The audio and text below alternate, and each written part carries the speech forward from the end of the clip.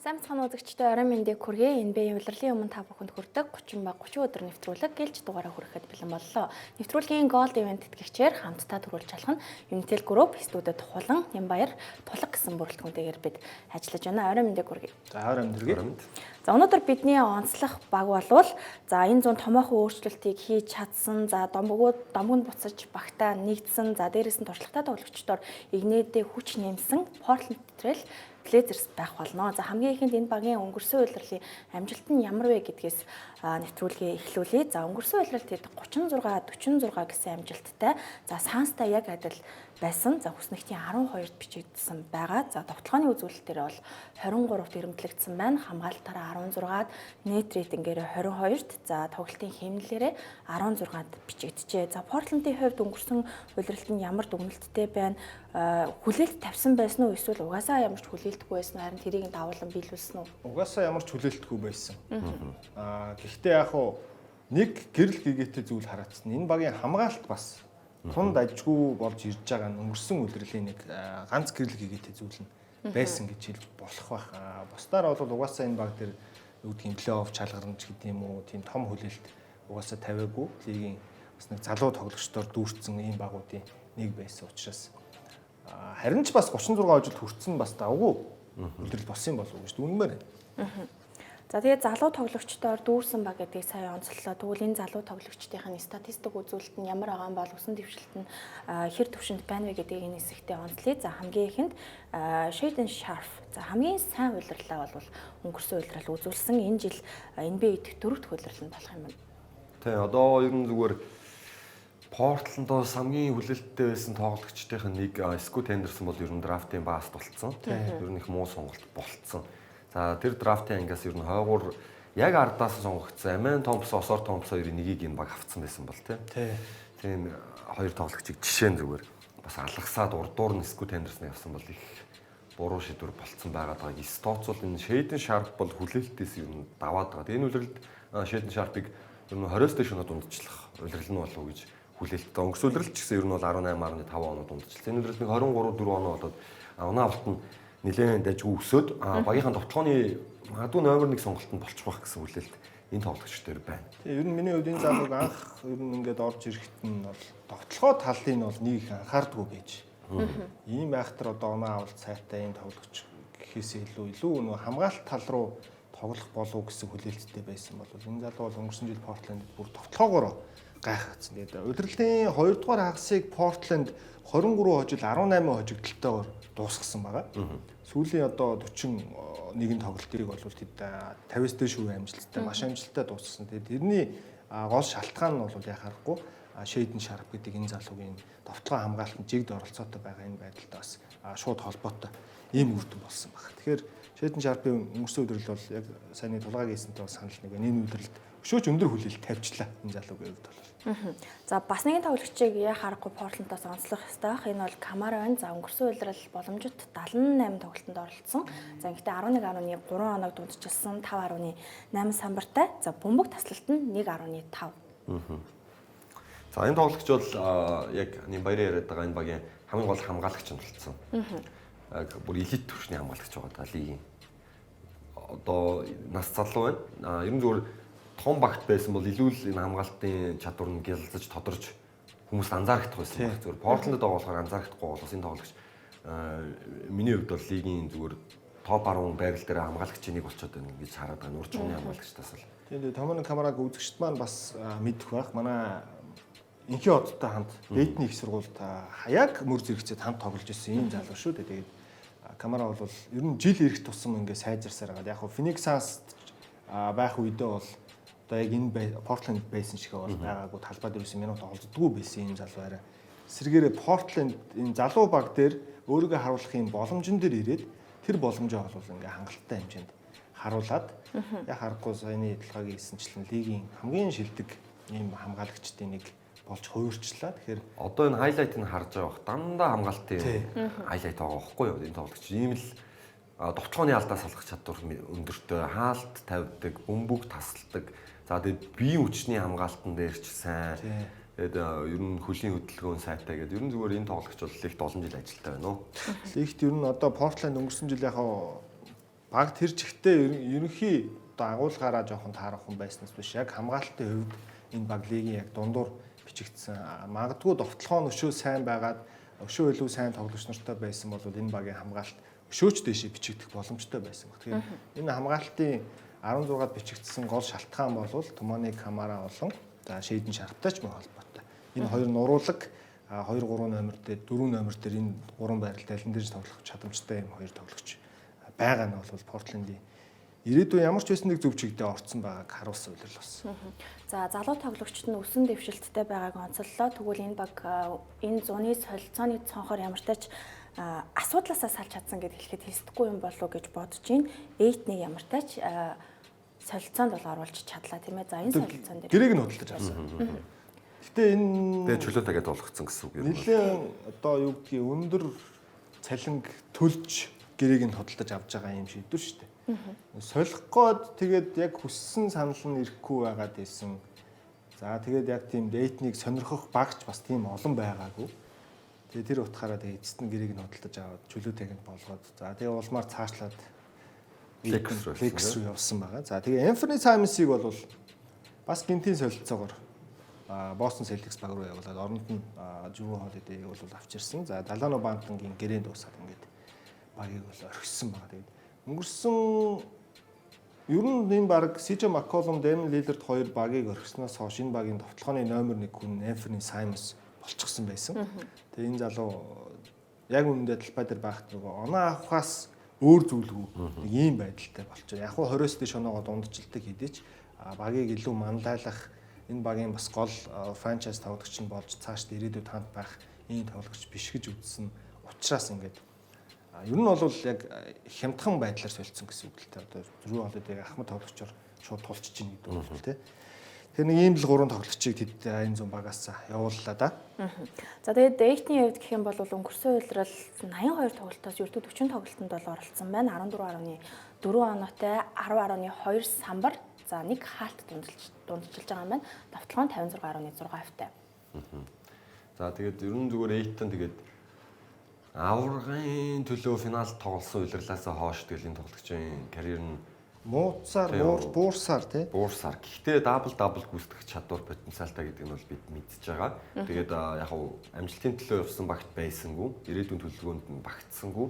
Ер нь бол Портленд дээрээ эрхчлөөдөө тоглоод хангалттай 20-10 гэсэн статистик үзүүлчих болов гэсэн хүлээлт байсан ч харамсалтай нь өөрөө ч тэгээд төдийлөн хичээсэнгүй бололтой. Одоо харин Лекс очоод хичээхээс өөр сонголтгүй болсон. Амжилтын төлөө зорж байгаа багт очсон. За өөрөө ч гэсэн ер нь том зах зээлд очиод эргээд хождог гэсэн мөнгө тоглохоор урам аваад магадгүй ер нь 18-9 оноо дундчлаад 10 самбартаа дундчилж болов гэсэн үг л. Тэгээд дээр нь Дончич шиг холбон тоглогчтой хамт Леброн байна тийм. Леброн гэдэг ийм хоёр дамжуулт сайн Ривс гэдэг 3 плеймейкер төсний тоглогч байна шүү дээ. Маш олон плеймейкерүүд. Одоо өмнө нь юу гэдэг Тулагийн сайн хэлсэн Фениксд байхдаа Крис Пол гэдэг супер холбон тоглогчтой хамт тоглож исэн учраас Пол бол Дэндре Эйтнийг маш сайн тоглуулж ашиглаж исэн. Одоо яг тэрнтэй ерөнхийдөө ойролцоо адилхан нөхцөл байдал. Бүр 3-3 сайн плеймейкертэйгээр Эйтэн Лекс тоглох гэж байгаа учраас тэр талаасаа тоглогчийн хувьд бас арай илүү буцаад карьерээ сэргийх боломж нь нэгдэх болоо. Портлендийн хувьд бол мэдээж явуулсан шийдвэр нь бол угаасаа зөвцсөн шийдвэр болсон баг. Яг нь ирээдүйдээ л бэлтэж шүү дээ. Ер нь бол Портлендийн одоогийн зорилго угаасаа. Санхүүгийн талаас яг үлдсэн байсан гэрээнийх нь хугацааг худалдаж аваад ингээд жил дараалуулж гэрээг нь хувааж өгөхөөр ийм тохиролцоог хийж явуулсан байгаа. Гэхдээ тэр нь зөвхөн санхүүгийн тал дээр нөлөөлөх болохоос биш. Тоглолтод нь бол энэ багт нэг тийм нөлөө байхгүй байх.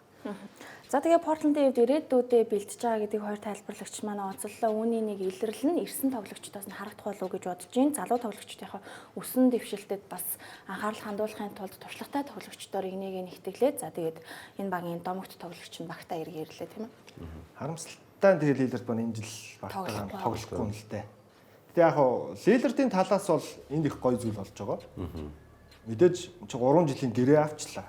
За тэгээд дээр нь эхнэр цалингаа авч байгаа тийм нөгөө үндсэн өндөр дүнтэй цалингаа багсаад тэр цалингаа ингээд жил хуваажаас авч байгаа. За тэгэнгүүтээ Лилердийн бас Милокид байхдаа нэг болохгүй байсан гэдэг юм өөрт нь хэцүү байгаад исэн зүйл нөгөө хүүхдүүдээсээ хол байгаад ах нь эхнэрээсээ салчихсан. Тэгээд нөгөө хүүхдүүдтэйгээ ингээд ойр байх боломжгүй болчоод өөр хотод байгаад исэн. гэр бүлийнх нь бол Портленд, Орегон мужид байсан. Тэгээ одоо буцаад хүүхдүүдтэйгээ ойртож ирж байгаа нь миний хувьд бол маш гоё байна гэж өөрөө хэлж ирсэн. Ирснийхаа дараа. За тэгээд яг энэ жил би тоглохгүй ч гэсэн гэр бүлийнхэнтэйгээ ойрхон байх. За тэгээд дээр нь өсөд одоо яг NBA-д эдэшгэд хамгийн том хөв нэмэр надад нөлөө үзүүлсэн энэ гоё хоттой буцаж ирээд бусаад Портлендд нэгдэж байгаад бол би маш их баяртай байна гэж мэдгдсэн байлээ. Тийм тэгээ Портлендийн хувьд ч гэсэн Лилард энэ жил тоглохгүй болохоос дараагийн 2 үлрэлт нөлөөгөө үзүүлсэн л дээ хангалттай байгаа манлал чинь. Тэгээд дээр нь одоо энэ үлрэлт бол хувцсалах руу харахгүй юм туршлагатай тоглогч багийн лидер одоо бүгд хүлээн зөвшөөрөгдсөн ийм тоглогчийг аваад ирлээ л дээ. Тэгэхээр талбайн гадна ер нь багийнхантай хамтаж энэ үлрэлт олон ийм манлайллыг үзүүлэх болов гэж бодож байна. Тэгээд дээр нь Портлендийг 3 жилийн 42 сая гээд багийнхаа элит түвшний тоглогчоо эргүүлж авчрахтаа том боломжийн гэрээгээ аваад ирж байгаа учраас Портлендд ч гэсэн алдаадах зүйлгүй. Аль талдаа ашигтай юм гоё л үйлдэл боллоо. Тийм. Тэгээд дээр нь за түрүүний нөгөө Anthony Simons-ийн солилцоогоор сая одоо Жрүү хоол гэдэг жишээ нэмэгдэж ирлээ. За Жрүүг тоглолтыг нь яг сүүлийн жилүүдэд ялангуяа өнгөрсөн үеэрэлд бол Бостонд яг нөгөө хүсэжсэн шиг тийм одоо сайн тоглолтыг бас үзүүлж чадаагүй шүү дээ. Гэхдээ ингээд одоо сая сүүлд гарч байгаа мэдээлэлээр бол Жрүүч нь гэрээгээ бас Портлендээс судалж аваад чөлөөт агент болоод өөр баг руу явна гэсэн мэдээлэлүүд гараад исэн бол одоо бол бүр тоглох шинжиндээ ороод явчих шиг болсон шүү. Удирдлагын дундуур л явах. Тий. Тэгэхээр удирдлагыг бол Портлендээ өмсгөлтэй ихтэй шууд одоо гараанд ашиглаад минутыг өгж байгаад үнэ өргөж байгаа л ер нь явуулна л та. Тэгэл плей-оффын баг руу явж л тарах. Одоо ирээдүйн төлөвлөгөөнд ороход бас хэцүү шүү дээ. Тий. За тэгээ энэ дунд мэдээж онцлох зүгээр энэ жил их хүлээлттэй байгаа гэж хэлж болох гол хүн бол Ян Хансен гэж манай өмнөд хөрш Удаан дэх Хятад улсын легионер төвийн тоглогч. За драфтын одоо маш дээгүүр сонголтоор сонгогдож орж ирлээ. Тийм ер нь бол нэг 25 6 хавцаа сонгогдох. 2 дугаар тойргийн ихээр ч юм уу тийм ийм таамаг байсан чинь их дээгүүр 16 гарлоо. Лотоны сонголтын яг дараах нь л гэсэн үг. Тийм тэгээ өөрөө Портлендд ирэх биш шүү дээ тий. Өөр багаас авж байгаа ирэхээ ямарчсан гэдээ ашиглаад Ян Хансеныг игнэндээ нэгтгэлээ. Одоо ямарчсан одоо ЭТ-с салж байгаа шалтгаануудын бас нэг нь Хансен баггүй юу. Тэгээд Клинген гэдэг хоёр төв байгаа шүү дээ. Энэ хоёр залууд тоглогчоо дээр 4 5 дээр ээлжлээд ашиглах нь уу. Тэгээд Роберт Уильямс уу? Тий. Тэгээд явах нь уу яах нь уу. Роберт Уильямсаас бас л ирээдүйд салж таарах байх уу. Одоо Хансены энэ үйлрэл бас их чухал байгаад байна тий. Ян Хансен бол өнгөрсөн жил Хятадынхаа лигт 45 тоглолтод дабл 16 оноо 10 самбартай дабл дундчилсан ийм үзүүлэлттэй. Тэгээд хаалт ч гэсэн мэдээж яг Хятадын лиг тийм маш нуруулаг өндөр тоглогч учраас хаалт ч гэсэн баг 3 төгсөн хаалтыг дундчилсан. Тэгээд хамгийн гол нь Хятадын сүүлийн жилүүдэд гарч ирж байгаа төвийн тоглогчдоос нэг ялгаатай юм нь Ян Хансен бол 3-аа шиддэг. Тэгээд ийм нуруулаг тоглогч мөртлөө 3-аас 33% шиддэг гэдэг нь бол нэлээд том давуу тал. Одоо Клингэнд байхгүй. Тийм, Клингэнд байхгүй, Роберт Уильямс байхгүй чадвар шүү дээ энэ бол. Тэгэхээр энэ дээр бас нэлээд хүлээлттэй байгаад байгаа. За үргэлжлүүлэн Ян Хансены скаутын тайланд бүгдээрээ хамтдаа харцгаая. За манай Монгол улсад бас энэ тоглогчийн үед ирж тоглож исэн. За Мини Йокич гэдэг хочиг хүртлэгүүд амьдсан маш олон талах тоглолттой ийм тоглогч байгаа. За скаутын тайлан дээр түүнийг дурдахдаа за талбайг харах мэдрэмж маш сайн, хүчрэхэг, бие нурууны өндөр талбай мэдрэмжийг нь харуул ирээдүйд маш сонирхолтой тоглогч болж мэднэ. Багийнхантай тухтай тоглох боломжийг бий болгодог, дарамтан дор асуудлыг хурдан шийдэж чаддаг. За бие ашиглан довтлооны боломжийг сайн үүсгэдэг, тааварлахад хэцүү үйлдэлүүд гаргаж оноо авч чадах өндөр тоглогчоо. За өөрийн хамгаалтын самбарыг маш сайн авдаг гэсэн маань NBA-ийн зэрэглэлийн атлетик чадвар дутаж магадгүй хөлийн хөдөлгөөн нь удаан хамгаалтаас илүү довтлооны тоглогчд бол энэ нь сул тал болно. За түүний ур чадварыг харгалзан үзвэл 2 дугаар тойргийн сонголт болох магадaltaй гэсэн байна. За харьцуулсан тоглогч нь Влади Дивац, Марк Газол, Ванжижи гэсэн байна. За тэгээ Влади Дивац, Марк Сол гэдэг том хоёр нэр нь. Яг зөвхөн потенциал нь тулуул энэ хоёр тоглогч. Тулахгүй бол тэгээд Ванжижи гэсэн үг байхгүй тийм. Энд тэгээд скаутын репорт бол мэдээж драфтын өмнө гардаг. Тэгээд сая тэр сүүлийн өгүүлбэрээр харагдаж байгаа.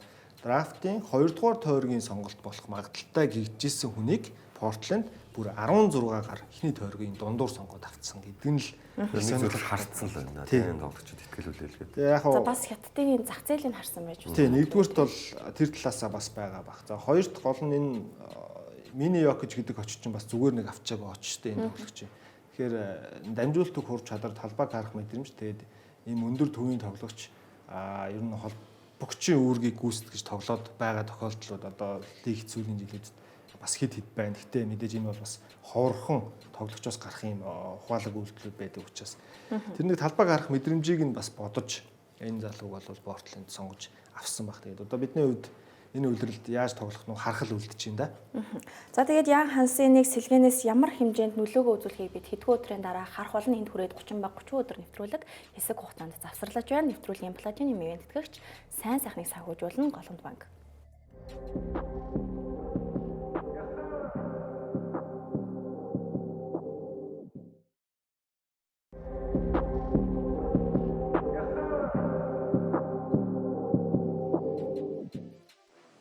Эргэн татамаар л үзэгчтэй 30 ба 30 өдөр нэвтрүүлэг Portland Trail Blazers багийг онцлсон дугаараа та бүхэнд хүргэж байна. За үргэлжлүүл энэ багийн цалингийн цэцлээ бүгдээрээ танилццгаая. За шинэ рүү шинэ эхлэл ирж байгаа энэ үед бол цалингийн хувьд 200 сая руу ерөнхийдөө төгссөн байна тийм ээ.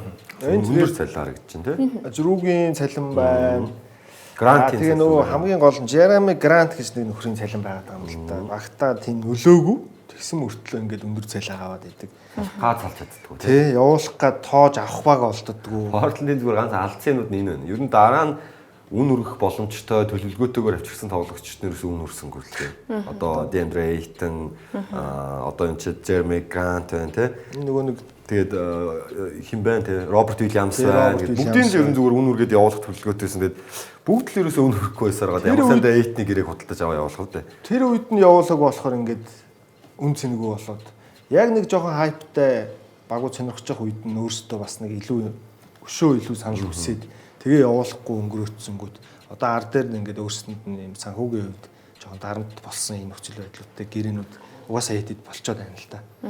За үнд хүрэх зорилготой байсан ч гэсэн үнд хүрээгүй тоглогчдыг сая тулгаан манд урьдлаа. За тэгвэл энэ улирлын дараагийн улирал буюу 26-аас 27 оны улиралд гэрээтэй тоглогчдыг хамтдаа харьцаая. За ердөө 8 тоглогч байна. За өнөөхөр л Drew Grant 2 байгаа. Тэгэхээр энэ өвөл зүгээр дахиад солих бах. Өвөл ч юу аах вэ? Ер нь солилцооны цог хаагдахаас өмнө те одоо ч сольж болно шүү дээ ер нь.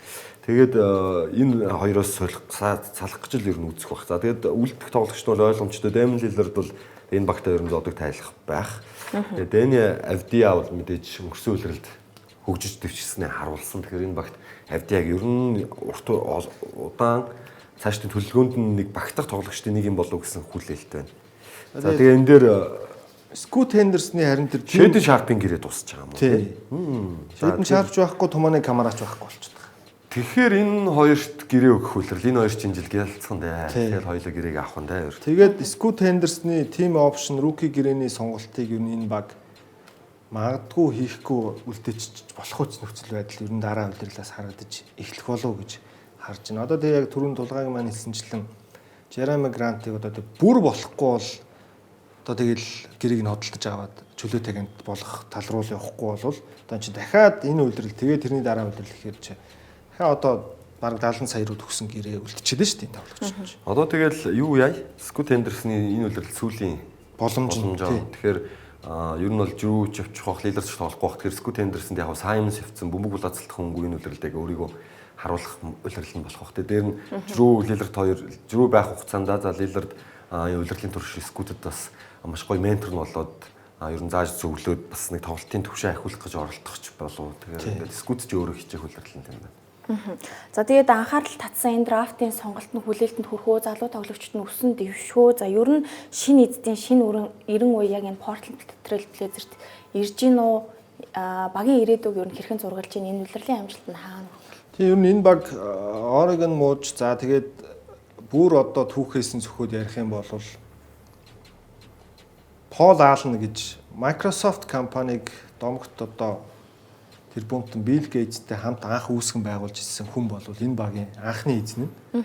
Тэгээд харамсалтай нь 2018 онд нас нөхцсөн. Тэгээд эхнэр нь ерөнхийдөө энэ багийг бол удирдах явж ирсэн. Тэгээд яг тэр нэг хугацаанд бол баг тийм ч өндөр амжилттай бас байж чадаагүй. За тэгээд сүүлд энэ баг бол шинэ эзэдийн гарт очисон байгаа. Тэгээд шинэ эзэд аваад одоо ингээд бас нэг өнгөрсөн үеэрлээс эхлээд ер нь энэ багийн шинэ эзэдийн нөлөө орж ирснээр арай өөр болж эхэлсэн. Тэгээд албан ёсоор Portland бол шинэ эзэдийнхээ удирдлагад ор. Сая энэ 8 дугаар сард л бүр 8 албасаар эзлэгдэж очиуда.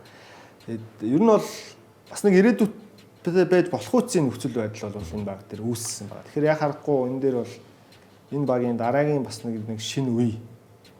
Ер нь эхлэхэд тун ойртсон. Эхлэл нь өнгөрсөн жилээс ер нь яваад эхэлсэн болов. Эхэлсэн. Зүгээр яг гол энэ төлөвлөгөөг нураасан зүйл нь дахиад л дуртахад Scoot Henderson болчиход байгаа байхгүй юу? Одоо Shaden Sharp, Kamara ч гэдэм үү, одоо энэ жилийн Young Hansen ч юм уу дандаа драфтын нэг 5-6-аас хоошоо сонголтууд. Тэгэхээр ер нь зүгээр маш сайн үүргийн тоглогчд болох боломжтой. Яг энэ багт дутагтаад байгаа зүйл нь драфтын эхний 3-аас Jokic шиг те Shea шиг ч гэдэм үү юм яг ирээдүйн бага нуруунд дээр нүргээд ингээд багийн номер 1 одоо Kate Cunningham юм шиг ийм тоглогч олж авах боломжтой жил нь л магадгүй Scoot Henderson жилээс юм болоо. Тэгэхгүй бол одоо ингээд өөрөөсөө яг 30-аас дээш хувийн хожлоо байгуулцдаг, 35-аас дээш хожил байгуулцдаг. Тэгэхээр драфтын нөгөө ихний 1 2 3-аар сонгож чадахгүй болоод. Тэгээ албаар уны гэхээр залуу тоглогчдоо бас хөгжүүлэх шаардлагатай байдаг. Ийм зүйл дээр л гацчихад байгаа. Яг багийн номер 1 лидерээ олчвол үүргийн тоглогчд нь бол энэ баг дээр бүрдээл байна. Одоо Kamara сайн дурдсан хиттэй Shaden Sharp, Avdia за тэгээд 2 төвийн тоглогч Hansen, Kling ингээд яг 5 маш гоё үүргийн тоглогч төрсөн. Одоо энэ дээр яг нэг багийн лидер болох, ирээдүйн болох тоглогч ирчих юм бол Shaw бүртгэл бүрдээл. За ирээдүйдээ төвлөрсөн хөгжлийн шатандаа явж байгаа гэсэн дүнэлттэй байгаа юм байна. За тэгвэл энэ багийн гарааны бүрэлдэхүүнд орнод бус хэр аюултай вэ? За магадгүй аврагын төлөө дайралт хийж байгаа багуудаа саад учруулж бас нэг хэд хэдэн хойшлцуулгаач болох юм мэдхээр аюултай. Гэтэ яг өдөрлөө нийтэд нь харуул хэцүү мэдээж тийм. Зөв. Ер нь яг өнгөрсөн үйлрэлтэй адилхан бах уу? Ер нь нэг нь 35 6 хойшлол байна. Гэхдээ өнгөрсөн жилийн бүрэлдэхүүнээр 36 хойжил авна гэдэг бол Portland тунд авгүй байсан шүү. Энэ нь бол гэхдээ энэ жил дахиад тэр хэмжээнд хүрэхэд бас жоох хэцүү баг. Гэхдээ тэр хэмжээнд хүрэх гэж заахтай л бодох юм уу? Нэмсэн 20 морь ажиллаа. Одоо нэг мөсөн плей-оффт орохгүй бол нэг жил бас нэг жоох унаад үзчихвэл тий. Тэгэхээр яг гарааны бүрэлдэхүүн ингээ харахаар ер нь хамгаалалт бол тун сайтай тавтал байгаад байгаа юм л да. Шийдэлттэй, оролцтой, за туршлагатай. Тэмээлтэл гараа байна да. Клинганы гимтэл бэртэл харин бас юу болох нь. Бас нэг шагааны гимтлүүд түнд байгаад байсан. Тэгээд Avdia ч гэсэн руки жилдээ бүр шагаагаа маш хүнд гимтэж исэн шүү дээ. Тэгээд өнгөрсөн жил бол түүний ер нь эргийн эрэлтийн жил байсан. Тэгээд энэ жил бол ер нь нэлээд сайн төвшөнд тоглох байх. Одоо ингээд зүгээр яг Вашингтоноос явсан тоглогчид ер нь бас сайн тоглоод байдаг. Вашингтоноос асуудал байгаа юм шиг те. Avdia-г бол Вашингтон потенциалд нь гаргаж ашиглаж чадахгүйсэн бол Chauncey Billups салж өгч өнгөрсүүлэл потенциал нь харуулчихж байгаа байхгүй Avdia-гийн. Тэгэхээр бас Вашингтонд асуудал байгаад байгаа юм шиг те. Магадгүй энэ жил Pelicans Jordan Poole их гоё тохироод багийн номер 1-ийн дараа гэж байхгүй болоод бүр гоё тохироод ингээд буцаад анхаарлын төвд ороод ирэхийг ч үгүйсэхгүй ч юм. За үргэлжлүүлэн сэлгээний боломжит хувилбарыг хамтдаа хараад ярилцаад явъя гэж бодож байна. За Scoot-ийг одоо бол сэлгээнээс ямартаж нөлөөгөө өгөөд явах бах тийм ээ. Одоо Scoot-д түрүүн эхний хэсэгт ярьжсэнчлэн жирүү явж таардаг ч юм уу ийм нөхцөл байдлаар бол уг нь Scoot-д ингээ гарааны холбогчоор тоглох боломж бүрэн гарч ирчээд байна. Бөмбөг булаацалдах хөнгүү тэгээд өөрөөс нь л одоо шалтгааллах хэрэгтэй болчихно. За энэ жил шинээр нэгдсэн өнгөрсөн жил San Antonio тогсон Blake Wesley ер нь бол энэ 2 номер дээр тоглох бүрэн боломж гараад ирсэн байгаа. За тэгээ Matisse Thybulle бол багтаага гэрээгээ сонгож үлдсэн. За тэгээ Hansen, Jeremy Grant одоо сэлгээ болохоос өөр аргагүй болсон. Ер нь бол одоо Avdia-гийн ч юм уу Kamara-гийн хажуугаар Grant-ыг бол гараар оруулах гэх боломж угаасаа байхгүй байна. Тэгээ багийнхаа яг үүндээ баг хамгийн өндөр цалин аваад байгаа хүн байдаг. Тэгсэн мөртлөө ингээд сэлгээний тоглогч нь болж хуурж ийн л та. За үргэлжлүүлэн бүгдээрээ багийн арын албанд ажиллаж байгаа дасгалжуулагчийн бүрэлдэхүүнийг харъя. За өнгөрсөн улирал хамгаалтын үзүүлэлтээр бол дундаж төвшөнд байсан энэ улирал дасгалжуулагчийнхаа удирдлагуудаар илүү ахиц дэвшил гарах болов уу гэж юу найдаж чинь тийм ээ. Ер нь бол боломжтой. Дасгалжуулагчдын баг бол яг бас амжилт гаргаж харуулаагүй ч гэсэн ямар ч нэг зөв голдролд нь оруулах гал үзээд л. Тэгээ Chauncey Billups дасгалжуулагчийн баримталж байгаа хамгаалтын тактик нь бол бас энэ багийн ирээдүйд эргээр л нөлөөлөх болов өсвөл л тийм.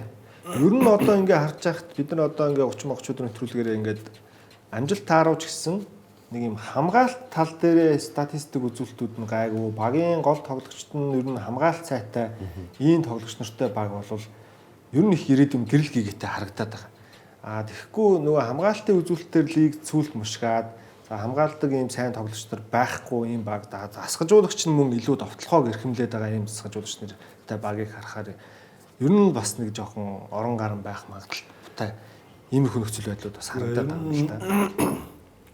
Лигийн түүхийг эргээд харахаар авраг авсан бүх багуудыг анзаараад харуул багийн лидер нь хамгаалттай тоглогчтой.